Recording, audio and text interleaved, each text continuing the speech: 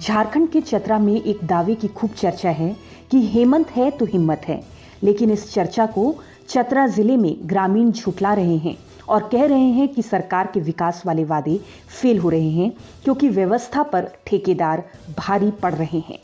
लोगों के दावे और हेमंत है तो हिम्मत है के नारे को चतरा जिले में एक ठेकेदार ने ऐसा आईना दिखाया है जिससे मालूम होता है कि उसे शासन और प्रशासन की तनिक भी चिंता नहीं है।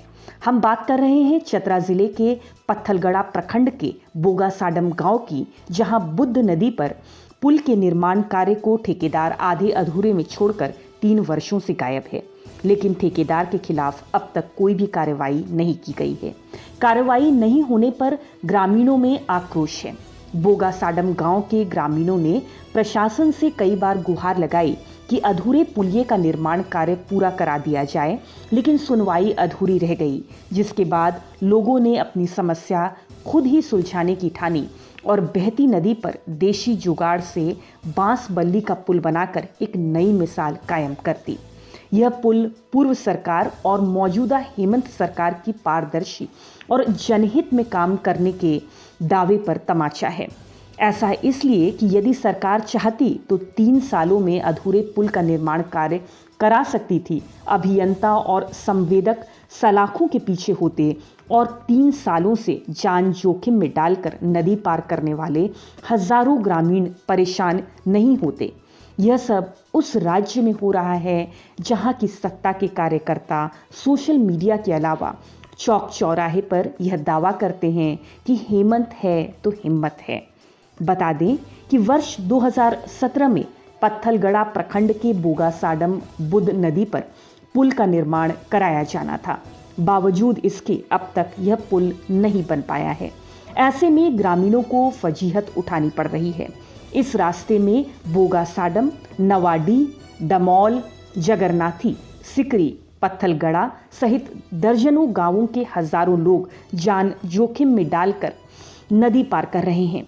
वहीं इस मामले में जब प्रखंड विकास पदाधिकारी मोनी कुमारी से सवाल पूछा गया तो उन्होंने कहा कि जांच कर दोषी ठेकेदार पर कार्रवाई की जाएगी और जल्द अधूरे पुल का निर्माण कार्य पूरा करा दिया जाएगा। ठेकेदार देखने नहीं आया है और यहाँ बहुत परेशानी हो रहा है, इसलिए यहाँ फिलहाल यहाँ पब्लिक बांस का पुल आने जाने के लिए बनाया गया है, जिसे आदमी गिर जाता है, हाथ पैर टूट जाता है और जानवरों को भी बहुत परेशानी हो रहा है आने जाने में।